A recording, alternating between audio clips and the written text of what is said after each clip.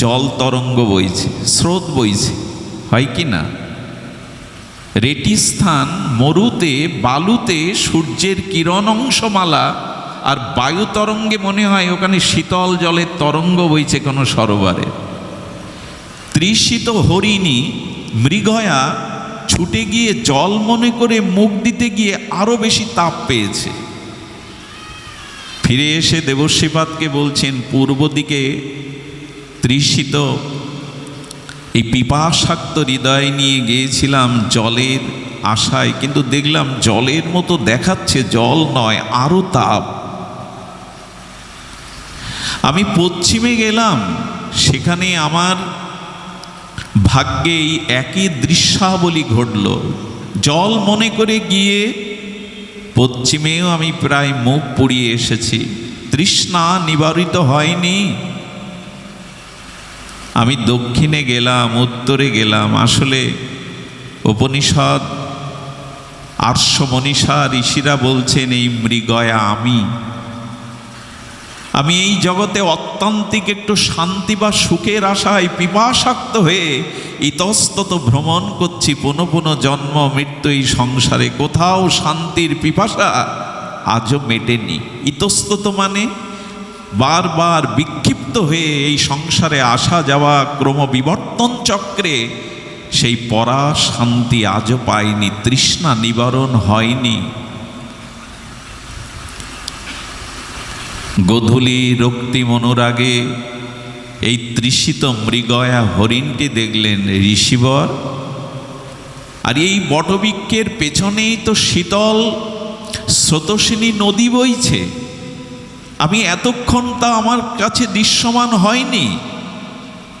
উনি এই গোধূলির পিপাসাক্ত হৃদয়ে সেই শীতল জল পান করতে যেই জলে মুখ দেবেন, ওটা সত্যিই নদী, ওটা মরুময়তা নয়, ভ্রান্ত ভ্রম নয়। শীতল জলে যেই মুখ দিতে গেছে, বৃক্ষের অন্তরালে শিকারী দাঁড়িয়েছিল।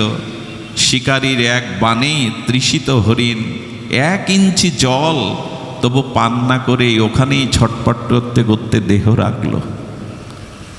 দেবশ্রীপাদ বললেন, শ্রীগুরু এবং সাধু মহতের কৃপা অধন্য জীবের, আমাময় মা দিশ বিষয়াসক্ত বৃত্তিমুখী জীবের কৃষ্ণ বিমুখনী মোহিনীতে যারা আবদ্ধ হয়ে আছে ত্রিগুণময়ী মায়ায়, তারা শান্তির আশায় এভাবে ঘুরতে ঘুরতে যখনই শান্তির সন্ধান পায়, তখন মৃত্যু এসে দাঁড়ায় শিকারীর ন্যায়। আর তৃষ্ণা মেটে না। পেয়েছি, কিন্তু তৃষ্ণা নিবারণকারীর মতো এই ভজন অনুরাগের প্রেম ভক্তি রস পান করা হলো না, মৃত্যু এসে দাঁড়ায়। এই শিকারী হলো মৃত্যু। মৃত্যু বাণ নিয়ে শিহরে দাঁড়িয়ে। এজন্য এই ক্ষণভঙ্গুর বিনাশশীল এই মরণশীল জগতে একমাত্র অমৃত যদি সাধু সমীপে হরি কথামৃতের এই আস্বাদন জীব পায়, তাছাড়া তো উপায় নাই। আর এই যে মোহ, বহির্মুখী আমাদের যে চিত্তবৃত্তি, দেখুন চিত্ত বহির্মুখ হওয়ার কারণও আছে আমার সমমাদিশ জীবের, যার দ্বারা জীবের পতন হয়। আমাদের অভিধানে আচার্যগণ তাকেই পাপ বলেছে। যার দ্বারা জীবের স্খলন হয়, পতন হয়, অবারিত পতন, তাকে পাপ বলা হয়েছে। আর এই পাপের 4টে রূপের মধ্যে একটা রূপ হলো, পাপের রূপ 4টি। পাপ অসংখ্য, কিন্তু পাপের রূপ হলো 4টি। ধ্যান দিন। পাপের রূপ হলো অন্ধকার। অন্ধকারের ধর্ম হলো বস্তু ধর্মকে আবৃত করে দেওয়া, ঢেকে দেওয়া। এখানে যদি এই আলোগুলো নিবাপিত হয় না, নিভে যায়, সুইচ অফ করে দেওয়া হয়, এখানে আমরা এই দৃশ্যমান এই ভাগবত পরিমণ্ডলে আপনাদের শ্রীবদন চরণ আর দেখতে পাবো না। অন্ধকারের ধর্ম ঢেকে দেওয়া। ধ্যান দিন, বড় মার্মিক কথা। পাপের রূপ চারটি, পাপ অসংখ্য, কিন্তু পাপের রূপ চারটির মধ্যে একটি অন্ধকার। এই অন্ধকার বস্তু ধর্মকে আবৃত করে দেয়, ঢেকে দেয়। সুধীজন, নিজে রেখে দেওয়া বস্তু ধর্ম অন্ধকারে অন্বেষণে পাওয়া যায় না। কোথায় রেখেছি? নিজের ঘরের অন্ধকারে। এই তিমির অন্ধকারের মধ্যে বস্তু আর অন্ধকার ভ্রম দেখায়। সেই রঞ্জুটাকে, বাঁকা দড়িটাকে, রঞ্জুটাকে সাফ করে দেখায়, ভীতি সঞ্চার করে। অন্ধকার কি করে জানেন? ভয়কে আহ্বান করে। যত গাঢ় অমানিসার অন্ধকার নেমে আসে, তত ভয় নেমে আসে। চোর দস্যুর ভয় তো থাকেই। তেমনি আমার জীবনে যদি পাপ থাকে, এই পাপ অন্ধকার রূপে আত্মধর্মকে, বিবেককে, চেতনাকে ঢেকে দেয়। হৃদয়ে সৃষ্টি করে ভয়, মোহ, বিভ্রান্তি। ধর্মজ্ঞ, প্রাজ্ঞ ধর্মজ্ঞ যুধিষ্ঠির মহারাজ অন্ধকারে যাবেন? সম্ভব এটা? মহাপ্রস্থানের পথে যুধিষ্ঠির মহারাজ অন্ধকার দেখলেন, চিৎকার করে উঠলেন, এই গাঢ় অন্ধকার কেন? আমি কেন পথ দেখতে পাচ্ছি না? একটি মাত্র কুরুক্ষেত্রের যুদ্ধে মিথ্যা বলাতে যুধিষ্ঠির প্রাজ্ঞ ধর্মজ্ঞ অন্ধকারের সাথে তার সাক্ষাৎ হয়েছিল নির্জানের পথে। আমার কি হবে? আমি কি আলোর পথের যাত্রী? এসেছিলাম অসতমা সদ্গময়া তমসমা জ্যোতির। আমি অন্ধকার থেকে আলোর পথের যাত্রী হয়ে এসেছিলাম, কিন্তু পাপের রূপ অন্ধকার আমাকে ঢেকে দিল। আমি নির্ভয় হতে পারলাম না। পাপের দ্বিতীয় রূপ হলো বহির্মুখিতা, চঞ্চলতা। খুব ধ্যান দিন। পাপের দ্বিতীয় রূপ হলো বহির্মুখিতা, চঞ্চলতা। লক্ষ্য করবেন, অপরাধ নেবেন না, প্রসঙ্গক্রমে আসে। যারা ড্রাগ অর্থাৎ নেশাভান করে, তাদের কখনো একথা বলতে শুনেছেন যে নেশা করতে আমার মন চায় না? যারা চৌর্যবৃত্তি করে, চুরি করে, তারা কখনো বলে চুরি করতে আমার মন চায় না? মন চাই বলেই তো এটি জেনেও, অপরাধ জেনেও এই কর্মে রত হয়। সুধীবৃন্দ, যারা নেশা করে, যারা জুয়া আদি খেলে, তারা কখনো বলে না যে আমার মন বসে না জুয়া খেলতে, মন বসে না নেশা করতে। কিন্তু লক্ষ্য করেছেন, বাবাজিদের চরণে গিয়ে সব মানুষরাই আমরা বলি, বাবা নামে কেন রুচি হয় না, ভজনে কেন মন বসে না?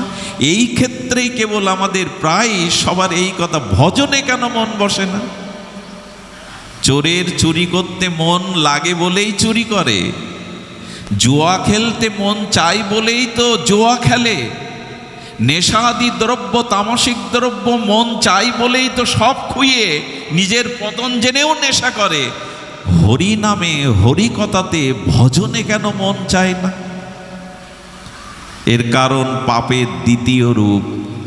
পাপের দ্বিতীয় রূপ হলো বহির্মুখিতা। বিশ্ব বিমোহিনী করে দেয় এই পাপের দ্বিতীয় রূপ, চঞ্চলতা। 90টা বছর তপস্যা করে তিনি ত্রিকালজ্ঞ যোগী হয়েছিলেন বাবা লোকনাথ। 90 বছর এক ক্ষেত্রে বসে তপস্যা করছেন, সম্ভব কি? দীর্ঘ 11টি বছর এক বৃক্ষতলে বোধিত্ব প্রাপ্ত হলেন গৌতম বুদ্ধ। 11 বছর এক আসনে। আমাদের ভজনে কেন মন বসে না? কেন হরি নাম ভগবাদের লীলা স্মরণে মন বসতে চায় না? বাবা হরি নামে মন বসে না।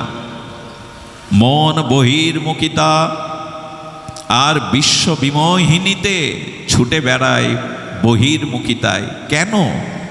পাপ। এই পাপের দ্বিতীয় রূপ হলো বহির্মুখিতা। মনের চঞ্চলতা, বসতে দেয় না, ভজনে অনুরাগ আনতে দেয় না।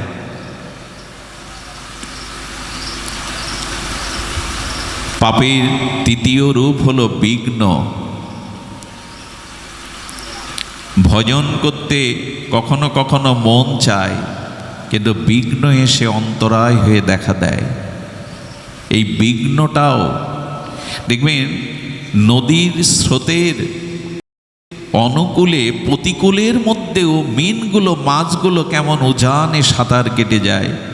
প্রতিকূল স্রোতে যারা অনুকূল ধর্মে চলতে পারে তারাই তো যথার্থ সকল বাধাকে পেরিয়ে, সমস্ত অন্তরায় অন্ধকারকে পেরিয়ে যারা গৌর গোবিন্দের চরণে সেই অব্যবহিত গতিতে ছুটে যায়। এই বাধা তাদের মীরাকে বাধা দিতে পারেনি, প্রহ্লাদ মহারাজকে অন্তরায় করতে পারেনি। কত বাধা এলো ধ্রুব মহারাজের জীবনে, কত বাধা এলো। প্রতিকূল অবস্থাতে যারা অনুকূলে চলতে পারে, এটা পারি না কেন আমরা? শত বাধা কেন বাধা দেয়? এই বাধাই হলো পাপের তৃতীয় রূপ, অন্তরায় হয়ে দাঁড়ায়। মন চেয়েছে ধামে বাস করব, শ্রীগুরু চরণ সেবা করব, না, বাধা এসে দাঁড়ায়। এই বাধাকে যারা, এই প্রতিকূলতাকে যারা অব্যবহিত গতিতে বাধাকে অতিক্রম করতে পারে, জানবেন এটি বিশেষ মহৎ শ্রীগুরু কৃপায় সম্ভব। পাপের চতুর্থ রূপ হল অনিরাময়যোগ্য রোগ। রোগের প্রকরণ দুই প্রকারের। শাস্ত্র নিষিদ্ধ কর্ম বা সদাচার লঙ্ঘন করলে যে রোগ হয়, এটা ঔষধে ডাক্তার কবিরাজে সেরে যায়। কিন্তু যে রোগ দুরারোগ্য রোগ, নিজেকেও শেষ করে, পুরো পরিবারকেও শেষ করে, জানবেন এটা পাপেরই চতুর্থ রূপ। আমাদের এই দিল্লিতে একটা ঘটনা ঘটে যায়। শেয়ার মার্কেটে দুই বন্ধু ব্যবসা করতে গিয়ে এক বছর তাদের মুনাফা হয় কয়েক কোটি টাকা। দিল্লির 5 তারা হোটেলে খেতে গিয়ে এক বন্ধুর মধ্যেই পাপ বুদ্ধি জেগে যায়। বিষ খাইয়ে খাদ্যে যদি ওকে মারা যায়, এই সম্পদ আমার হলে আমি সুখেই কাটাতে পারবো, উত্তর প্রজন্ম সুখেই থাকবে। হোটেল বয়কে টাকা দিয়ে খাদ্যে বিষ দিয়ে বন্ধুকে মেরে সমুদ্রে ভাসিয়ে দিল। কলকাতাতে এসে ফ্ল্যাট বাড়ি করলো, কয়েকটা বাড়ি করলো, সুন্দরী রমণী ঘরে এলো, সুখের ফোয়ারা ফুটতে লাগলো। 2 বছর পরে একটি শিশুর জন্ম হলো ওই পরিবারে। পুত্রমুখ মহোৎসবে আনন্দেই কাটছিল। শিশুটার 2 বছর বয়সে এমন রোগ দেখা দিল, ভারতবর্ষে তার চিকিৎসা সম্ভব হলো না, তাতেই তার অর্ধেক সম্পদ চলে গেল। বিদেশে সব সম্পদ খুইয়ে তাকে নিরাময় করতে না এলে দিল্লি হসপিটালে তাকে রাখার পর ডাক্তাররা বলল, নিয়ে যান, ওকে বাঁচানো সম্ভব নয়। সব চেষ্টায় ব্যর্থ। সব কিছু হারিয়ে পকেটে 100 টাকা ছিল, 100 রুপি। গাড়ি ভাড়া দিয়ে এক বস্তিতে আত্মীয়র বাড়িতে এনে যখন তুলল, ওই 100 টাকা দিল আর ছেলেটা মারা গেল। ওই 100 টাকাই তার সম্বল ছিল। উনি ত্রিকালজ্ঞ এক যোগী ঋষির কাছে প্রশ্ন করেছিলেন, আমার এই দুর্দশা কেন?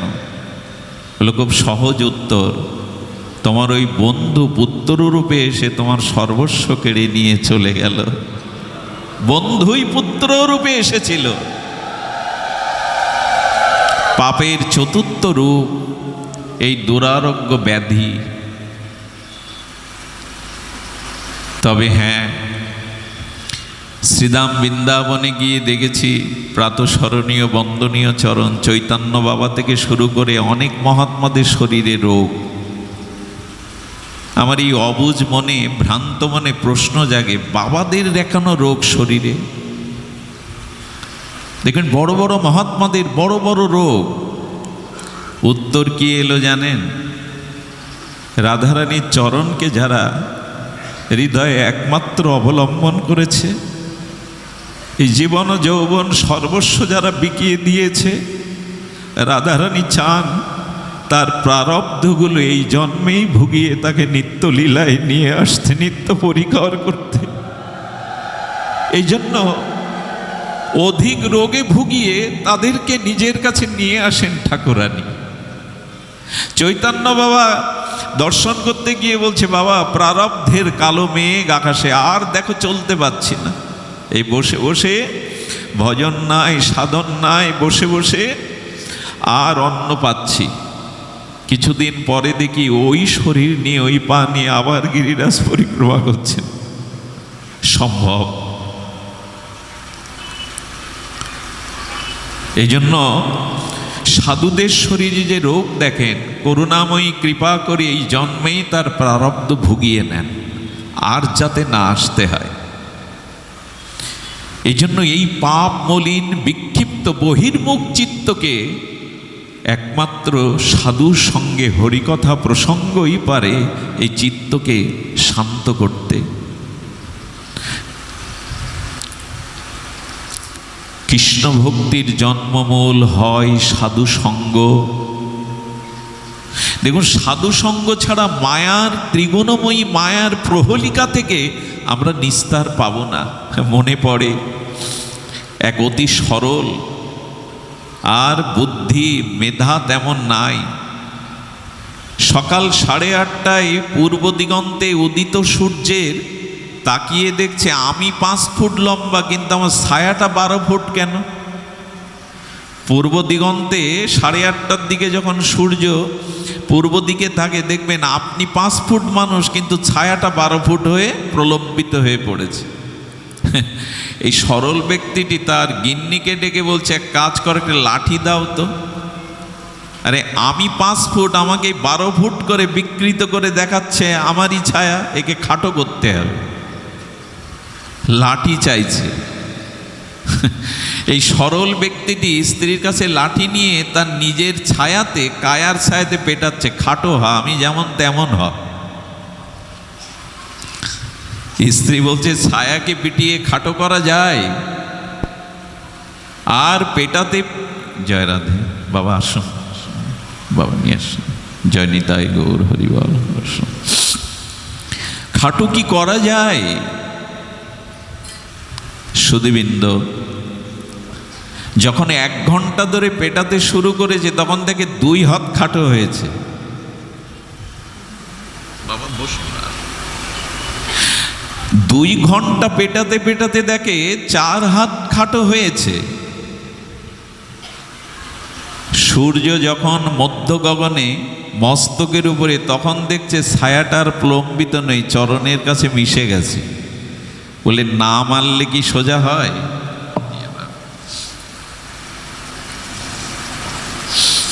না প্রহর করলে কি ছায়া খাটো হয়, স্বরূপে আসে? আচ্ছা, আপনারাই বলুন তো, সত্য কোনটা? আপনারাই বলুন, সত্য কোনটা? কোনটি সত্য? ওর পেটানো, ওর লাঠি পেটাকে ছায়া খাটো হলো? আসলে সূর্যটা ধীরে ধীরে মধ্য গগনে উপস্থিত হয়েছেন, এই জন্য ছায়াটা চরণের কাছে মিলিয়ে গেছে। গায়ের জোরে প্রহার করে আমরা মায়াকে খাটো করতে পারবো না, ওটা লাঠির জন্য হয়নি। মধ্য গগনে ভাস্কর অবস্থান করাতে ছায়াটা চরণের কাছে এসেছে। ঠিক তদুপরি যেদিন গুরুপাদ পদ্মের আশ্রয়ে পূর্ণ আত্মসমর্পণে আর এই সুশীতল সাধু সঙ্গে হরিকথা প্রসঙ্গের অমৃত পান হবে, এই কৃপা হবে, সেই দিনই আমার মস্তিষ্কে, আমার মননে ভগবানের নামরূপ লীলা চিন্তন রূপ সূর্যের উদয় হবে। তখনই মায়া প্রলম্বিত না হয়ে চরণের কাছে মিলিয়ে যাবে। এছাড়া উপায় নাই, অন্য কোনো উপায় তো নাই। সুধীবৃন্দ, একটু আগে আমরা বলছিলাম আমাদের এই পাপ ও রাশি, এগুলো কি করে যাবে? দেখুন, একটা প্রসঙ্গ এসেছে গোপীগীতে। রক্ষিতাম মোহ। ব্রজসুন্দরী ততি গোপীগণ গোপীগীতে বলছেন, তুমি বারবার, মোহ মানে বারবার তুমি আমাদের রক্ষা করেছ। তুমি ছাড়া আমাদের আশ্রয়, তুমি ছাড়া আমাদের রক্ষার কেহ নেই। প্রাণনাথ, হে প্রাণ সুন্দর, হে ব্রজনাথ, কেউ তো নাই। গোপীরা বলতে চেয়েছেন, বারবার তুমি আমাদের রক্ষা করেছ। সর্ববেদান্ত সার ভাগবতের এই দার্শনিক আচার্যরা যেভাবে ব্যাখ্যা করেছেন বড় তাৎপর্যময়। মনুষ্য জীবন, আত্মচেতনা, বিবেকে চৈতন্য জাগানোর জন্য ভাগবত দর্শন বড় প্রয়োজন। এটি এই ঘোর কবলিত কাল কবলিত কলির ঘোর অন্ধকারের ভাস্বর সূর্যের মতো। তার কারণ দেখুন, এই পাপ, এই যে প্রবৃত্তি, এই যে বৃত্তি, এই অনন্ত জন্মের কুসংস্কার, যে পাপ আমাদের অন্তরায় অন্ধকার হয়ে বাধা দিচ্ছে, এই পাপ নিজ চেষ্টায় দূর কোনোদিন করতে পারবেন না। আচ্ছা, পুণ্যকর্ম করবার জন্য আপনি স্বাতন্ত্র। আপনি কালকে যদি বলেন 16 মালা জপ করব, করতে পারেন। কালকে যদি মনে করেন দান করব, করতে পারেন। যদি বলেন কাল থেকে আর মিথ্যা বলবো না, এটা আপনার দ্বারা আমার দ্বারা সম্ভব হবে না, সকলের দ্বারা হবে না। পাপ নিজ চেষ্টায়, পাপ মাঝে মাঝে আমরা অবদমিত করতে পারি। জগতের কোনো প্রতিকূলতায়, রোগ শোক, সাধুসঙ্গের মহিমায় মাঝে মাঝে পাপ বৃত্তি, পাপ সংস্কার স্তিমিত হয়। আচ্ছা, দুর্বাঘা শপথ দিয়ে পুড়িয়ে দিন, পুড়ে গেল বটে, তবে ওর অস্তিত্ব নষ্ট হয়নি। আবার শ্রাবণ বরিশা ধারায় মাটির গহ্বরে যে ঘাসের মূলগুলো ছিল তার থেকে আবার গজিয়ে যাবে। এই জন্য ধানের খোসাটা যতদিন না তুলছেন, খোসা থাকলেই কিন্তু অঙ্কুর হবে। জলের ধারা পেলে অঙ্কুর হবে, খোসা তুললে আর অঙ্কুর হওয়ার সম্ভাবনা। এই যে পাপ প্রবৃত্তি, পাপের স্পৃহা, এগুলি নিজ চেষ্টায় যায় না, একমাত্র সদ্গুরুদেবের কৃপায়, ভজন মহিমায়, ভগবানের বিশেষ কৃপার দ্বারা পাপ বৃত্তি, পাপ বুদ্ধি, পাপের যে সংস্কার, এটা সমূলে নষ্ট হয়, নিজ চেষ্টায় হয় না, বারবার ফিরে আসে। মাঝে মাঝে তব দেখা পাই, চিরদিন কেন পাই না। কালো মেঘ আসে হৃদয়, আকাশে তোমারে দেখিতে দেয় না।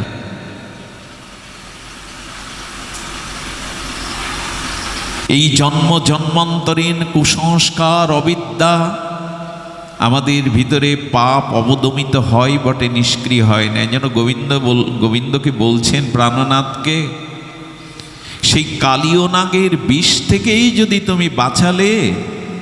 দেখুন, গোবিন্দ সর্বদা চায় তার চরণাশ্রিত শ্রীগুরু পাদপদ্মে নিবেদিত সমর্পিত এই ভক্ত যাতে বিষে জড় হয়ে শেষ না হয়ে যায়।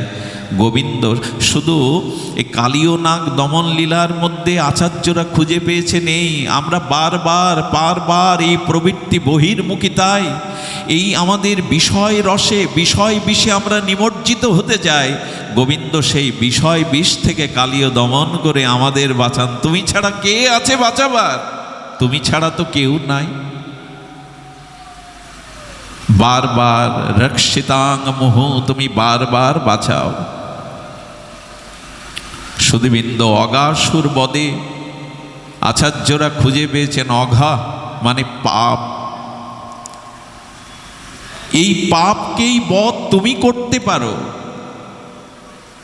পুণ্যকর্ম হয়তো স্বাতন্ত্র কিছুটা আমার স্বইচ্ছায় হতে পারে, কিন্তু পাপ বুদ্ধি নিষ্ক্রিয় হয় তোমারই কৃপায়। একবার এক শিষ্য প্রায় 1 বছর ধরে জঙ্গলে তপস্যা করেছেন, হাড়গুলি আছে। তপস্যার চরম স্তরে পৌঁছে তিনি মনে করলেন, না কাম, এই দেহাত্মবোধ, দেহবোধ, দুষ্পরণীয় দুর্ত্যাজ্য কাম সাধনার দ্বারা জয় হয়। শ্রীগুরুর দর্শন করতে গিয়ে প্রণাম করে বললেন, প্রভু, ভজনে তপস্যায় কাম দূর হয়। শ্রী গুরুদেব মস্তক নেড়ে বললেন, না রে, তার কৃপায় ছাড়া কাম দূর হয় না। কিন্তু তপস্যার প্রতি, নিজে ভজনের প্রতি, নিজে পুরুষার্থের প্রতি তার একটা দৃঢ় বিশ্বাস এসেছে যে তপস্যা বা সাধনায় কাম যা হয়। 3 মাস পরে ঘটে গেল অভাবনীয় ঘটনা। ভেতরে সেই দুষ্পরণীয় দুত্তর্য মহাশত্রু কাম জেগে গেল। উপবাস থেকে, রুদ্ধ দুয়ারে, ঘরে আবদ্ধ থেকেও কামকে তাড়াতে পারল না।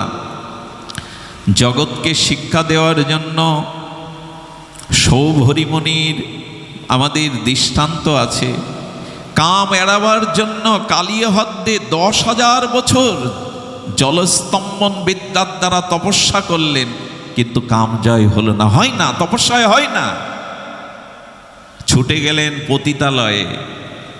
পতিতা সামনে যখন শুদ্ধ জল, ফলের আহার আদি ব্যবস্থার থালা নিয়ে এসেছে, ও চরণের দিকে তাকাতেই গিয়ে দেখছে, সামনে দেখছে শ্রী গুরুদেবের চরণ, শ্রী গুরুদেবের বদন। আর কিছু দেখতে পাচ্ছে না। ওই পেছন থেকে কৃপা শক্তি ওকে গুরুদেবকেই দেখাচ্ছে। ছুটে এসে চরণে পড়ে বললেন, তোমার কৃপাই ছাড়া কাম দূর, নিজ তপস্যায় হয় না। আমাদের ভজনটা আনুগত্যময়। স্বতন্ত্রভাবে চলতে গেলেই আমরা পথ হারিয়ে ফেলব। আনুগত্যেই আমাদের ভজন। কে রক্ষা করবেন? অগাসুরকে বধ করে তুমি তো আমাদের সর্বরক্ষিতাং মোহ, তুমি তো উদ্ধার করো। কেন বিরহ অনলে আবার আমাদের দগ্ধীভূত করছো? হে প্রাণনাথ, কেন দগ্ধীভূত করছো? এই জন্য আমরা সূচনা করেছিলাম, আমাদের এই জীবনে জাতরতি শ্রদ্ধালু যদি সাধু সঙ্গে হরিকথাতে রতিমতি হয়, তবেই আমরা এই মৃগ তৃষ্ণার হাত থেকে বাঁচতে পারি। এই পাপের অনিবারিত যে পতন, স্খলন থেকে আমরা নিজেকে রক্ষা করতে পারি। সুধীবৃন্দ, এই জন্য শাস্ত্রে এই জন্য বলছেন, যদিচ্ছায় মত কথাও দো, কিন্তু কথা শুনতে চাই না আমরা। মচ্চিত্ত সর্বদুর্গানি মত প্রসাদাৎ তরিষ্যসি অতচেত তম অহংকার ন স্রশস্যসি বিনাক্ষসি। দেখুন, অর্জুন বলেছিলেন, আমি আপনার চরণে আত্মসমর্পণ করলাম, শিষ্যস্তে অং সাদিমাং তাং প্রপন্নম।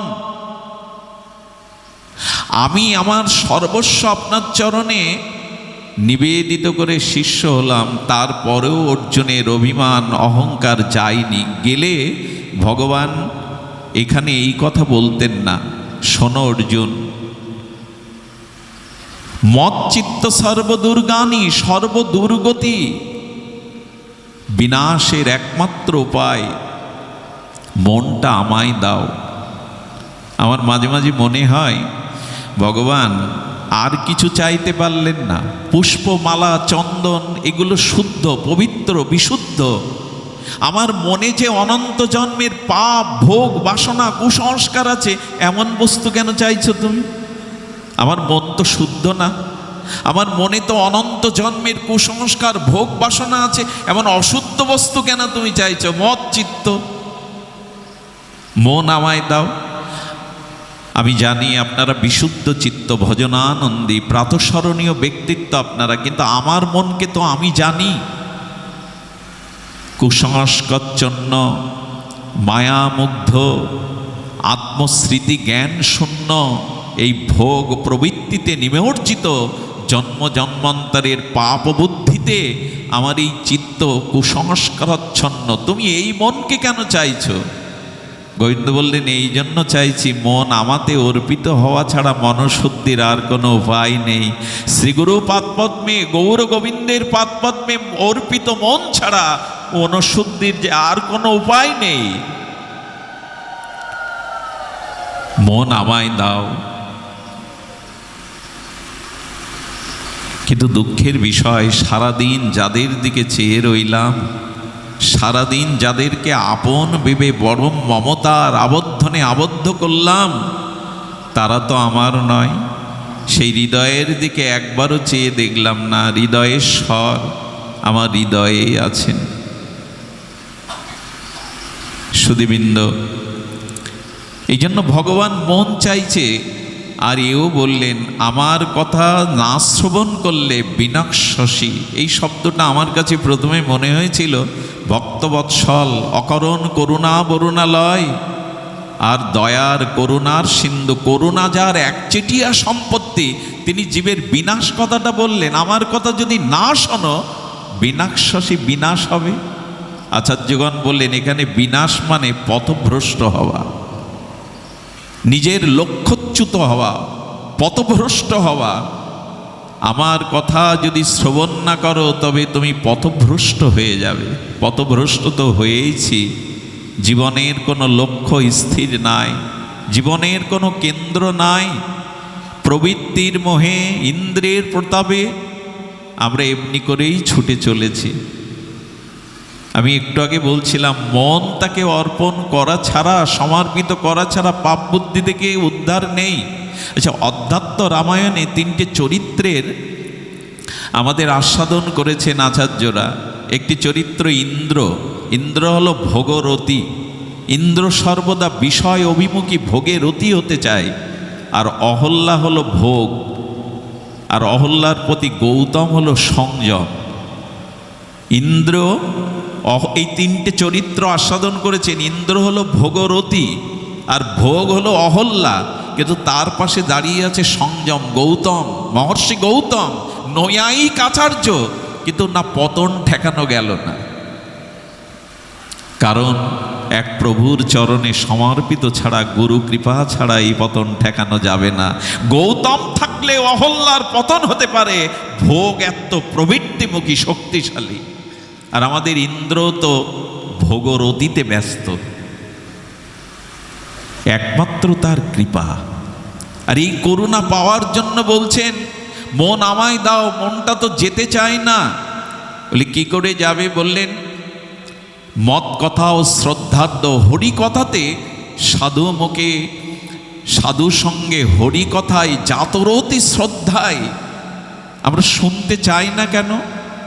আচার্যগণ বারবার সেই একই ধ্বনি, একই তরঙ্গায়িত সুরলহরীতে বলছেন, মচ্চিত্ত মদ্গতা প্রাণা বোধয়ন্ত পরস্পরম, কথায় অন্তশ্চ মাং তুষ্যন্তি চ রমন্তি চ, শৃণ্বন্তু সকতা কৃষ্ণ পূর্ণ শ্রবণ কীর্তন, হৃদয়স্থিত অভদ্রাণি বিধুনতি সুহৃদ শতাম। বলছেন তো,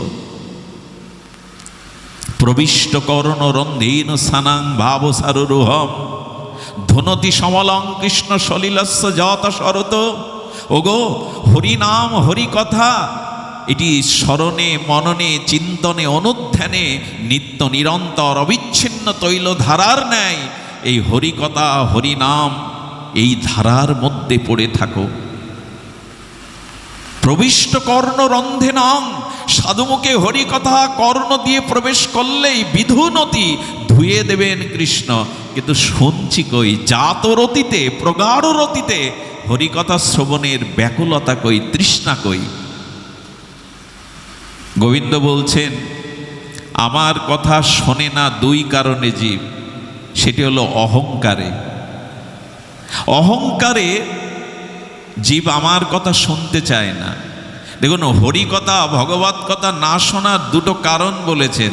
এক, যারা আমার মতো কানে কম শোনে। যারা কানে কম শোনে তাদের কাছে একটু চেঁচিয়ে কথা বলতে হয়, তবে কথাটা কানে যায়। একটা বাহ্যিক কারণ, একটা অভ্যন্তরীণ কারণ। বাহ্যিক কারণের মীমাংসা আছে, অভ্যন্তরীণ কারণে খুব বেশি মীমাংসা নাই।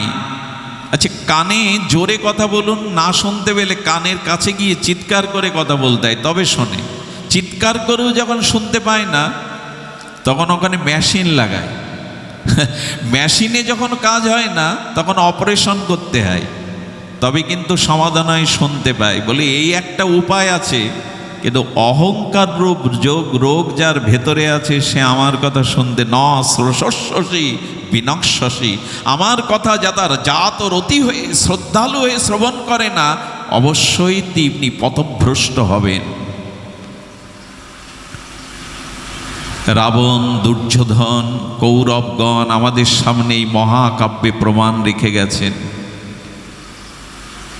অতচেত অহংকার ন শ্রোষী বিনশ্বসী, অহংকারে আমার কথা যে শোনে না সে পথভ্রষ্ট হবে। অর্জুন, আমার কথা শ্রবণ করো, এই নাম রূপ লীলা কথা, এই অপ্রাকৃত রসধারাতে হৃদয়কে সিক্ত করো। অহংকারে ভগবানের নাম রূপ লীলা প্রকটেও আমাদের অনুভব করতে দেয় না। সুধীবৃন্দ, অনুভব করতে দেয় না। দুঃশাসন এত তার বাহুতে বল, সরলা সতী দ্রৌপদীর বস্ত্র হরণ করতে গিয়ে কাপড়ের স্তূপ হয়ে গেল, বস্তুর স্তূপ হয়ে গেল, তবুও এই মূঢ় অহংকারী ভগবানের এমন লীলাও তার দৃশ্যমান দেখেও তার মূঢ়তা যায়নি। কারণ গোবিন্দ বলছেন অহংকার ও বিমূঢ় আত্মা, অহংকার এলেই বিশেষভাবে মূর্খতা আসে, অজ্ঞানতা এসে ঘিরে ধরে। এই অহংকার যার মধ্যে, সে আমার কথা শুনতে চায় না। আচ্ছা, অহংকার কিসে আসে? অপরাধ নেবেন না, আমার মতো অযোগ্য মূর্খ নরকের নর্দমার বিষয়ী কীটকে যারা এখানে বসিয়েছেন, এই ব্যাসপীঠে বসে অহংকার আসে। আমি প্রবক্তা। অহংকার আসে বিদ্যার দ্বারা। উচ্চকুলে জন্মালে, ধন সম্পত্তি থাকলে, দেখুন উচ্চকুলে জন্মানোর পরেও আর অধিক বিদ্যা অর্জন করার পরেও, অধিক ধন সম্পদশালী হওয়ার পরেও যদি কারো মধ্যে অহংকার না আসে, জানবেন শ্রীগুরু ভগবানের বিশেষ কৃপা তার উপর বর্ষিত হয়েছে। বিশেষ কৃপা, নাহলে কিন্তু এর দ্বারা অহং জীব পথভ্রষ্ট হয়ে যায়। অহং জ্ঞানের দ্বারাও আসে। আমি ভজনানন্দী, হ্যাঁ, এই জন্য অর্থ, বিত্ত, বৈভব, রূপ, উচ্চকুল সবটাতেই অহংকার আসতে পারে। এই জন্য গৌড়ী ও বৈষ্ণবের বারবার স্মরণ করিয়ে দেয়া হয়েছে দৈন্য। এই দীনতা, দৈন্যতাই তোমাকে অহংকারের হাত থেকে রক্ষা করতে পারে। এই অহংকার গাঢ়, এই জন্য আমরা হরিকথা শ্রবণে আমাদের রতি হয় না। এই অহংকার রোগ যায় শুদ্ধ মহৎ সঙ্গে। যদি কারো ভিতরে দৈন্যতা এসে উপস্থিত হয়, সহজে কি আর হয় গো? যতই কবিগুরু বলে যান আমার মাথা নত করে দাও হে তোমার চরণ ধরার তলে, বাস্তবে খুব বেশি নত হয় না যতদিন মহৎ কৃপা। অহংকার কিসে করব আমি? সন্ধ্যার আধারে ওই মিট করে একবার নিভছে একবার জ্বলছে জোনাকি পোকা মনে করছে আমি অন্ধকার দূর করছি, আমি এই তিমির দূর করছি। কিন্তু মায়েরা তুলসী তলায় যেদিন প্রদীপ জ্বালল, এই প্রদীপের প্রজ্বলিত শিখায় লজ্জা পেয়ে জোনাকি বলল, না আমি তো আলো দিচ্ছি না, আমি তো নিভে যাচ্ছি, কিন্তু অনির্বাণ শিখায় জ্বলছে প্রদীপের অহংকার এলো আমি সন্ধ্যার অন্ধকার তিমির দূর করছি। কিন্তু গগনে তাকিয়ে দেখে নক্ষত্রমণ্ডলে তারকারাজিগুলো কত আলোকবর্ষ দূর হতে সারা রাত আলো দিচ্ছে। প্রদীপের অহংকার দূর হয়, তার তেল ফুরিয়ে গেলেই তো সে নিভে যায়। নক্ষত্র মনে করছে আমি জগৎকে এই শত আলোকবর্ষ দূর হতে প্রজ্বলিত আলোতে আলোকিত করছি ধরিত্রীকে আলোকমালায়। কিন্তু চন্দ্রের উদয় হলো, চন্দ্রের পূর্ণ কিরণমালায় তার উদ্ভাসিত জ্যোৎস্না কিরণে নক্ষত্র লজ্জা পেয়ে ভাবল, না আমি তো আলোর উৎস নই। চাঁদের অভিমান এলো আমার আলোকেই জগৎ প্লাবিত আলোকিত। কিন্তু অরুণোদয় হলো, সূর্যের উদয় হলো, প্রদীপ্ত ভাস্কর এই তেজদীপ্ত সূর্য কিরণমালায়। তখন চন্দ্র লজ্জা পেয়ে বলল, আমার তো নিজস্ব আলো নেই, তুমি যতটুকু দাও ততটুকুই বিতরণ করতে পারি। আমাদের অধ্যাত্ম আচার্যরা বললেন, সূর্যও যদি অহংকার করে আমি আলোর উৎস, এটাও সূর্যের ভুল। কারণ এই পৃথিবী মহাপ্রলয়ে কবলিত হলে এই সূর্যেরও ধ্বংস হবে। এই সূর্যের আলো সূর্যের নিজস্ব না, শ্রী গোবিন্দের চরণের নক্ষত্র জ্যোতি থেকে সূর্য আলোকিত হয়েছে, আলো তার নয়। অহংকার কোথায় আমাদের? কেন ভগবানের কথা শুনতে চায় না? এই অহংকার, এই অভিমানে। অহংকার করার কি আছে বলতে পারেন?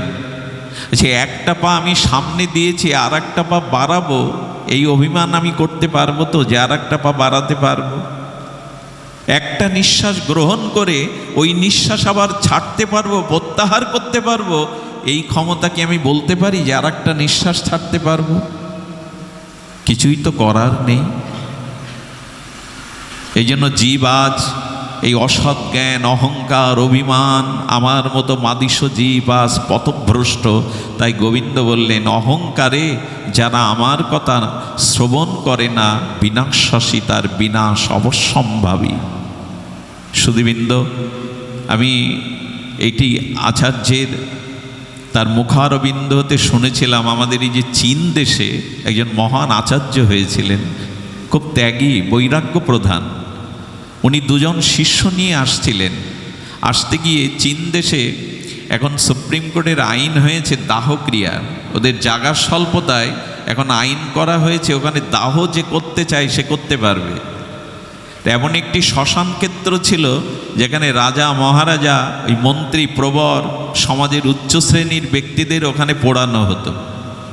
সাধু আসতে গিয়ে অন্ধকারে তার পায়ে কি বিঁধে গেল, পায়ে আঘাত লাগাতে শিষ্যদের আলো জ্বালতে বললেন, দেখলেন মরা মানুষের মাথার খুলি।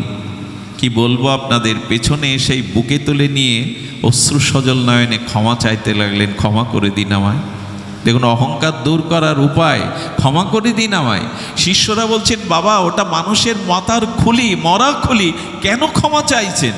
নীরবে কাঁদছে আর বারবার ক্ষমা প্রার্থনা করছে, কিছু বলে না, উত্তর দিল না। ওইটা ওনার থলের মধ্যে নিয়ে গিয়ে প্রতিদিন একবার বের করতেন আর ক্ষমা চাইতেন, চোখ সজল হয়ে যেত। একদিন এক মরমী শিষ্য বললেন, গুরুদেব মাথার খুলি তো মাথারই খুলি, কেন আপনি এমন করছেন? বললেন, যে অন্ত্যেষ্টিক্রিয়া এই শ্মশান ভূমিতে এই মাথাটা পেয়েছি, আমার মনে হয় ইনি একদিন সম্রাট ছিলেন, রাজা ছিলেন। ওনার মাথায় থাকতো মুকুট, ওই মস্তক দেখলে সবাই অবনত মস্তকে তাকে অভিনন্দন জানাতো। আচ্ছা বলো তো, ওই মাথাতে থাকতে যদি আমার চরণ আমার পাতার মাথায় লাগতো, আমি বেঁচে থাকতাম? অনুভূতি দেখুন। তিনি যদি ওই সম্রাট বা চক্রবর্তী রাজাধিরাজ থাকতেন, আমার পা যদি তার মাথায় রাখতো, মৃত্যুদণ্ড হতো আমার। আর শোনো, সেই অপরাধ মুক্ত না হলে ভগবানও আমাকে কৃপা করবেন না।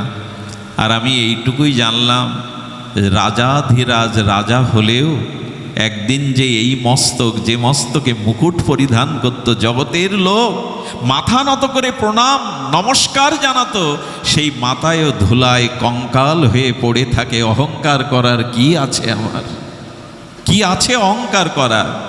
এই জন্য আমাদের গোস্বামীগণের দিকে তাকান, মহাপ্রভুর প্রিয় পরিকরগণের, ভক্ত বৈষ্ণবগণের দিকে তাকান। এনারা দৈন্য প্রধান, দীনতা প্রধান। তাই অহংকার দূরীভূত করে, অহংকার দূর না হলে হরিকথায় আজকে যারা এসছেন, আমার তো বুক কাঁপছে তাদের সামনে হরিকথা বলা নিতান্তই ধৃষ্টতা মাত্র। কিন্তু পেছন থেকে পুতুল তো নাচতে পারে না গো। এই জড় পুতুলগুলোকে কেউ নাচায়, জড় পুতুলগুলোকে কেউ অলক্ষ্যে নাচায়। আপনাদের মতো মহৎ কৃপা শক্তি সঞ্চার হলেই কেবল বোবা কথা বলতে পারে।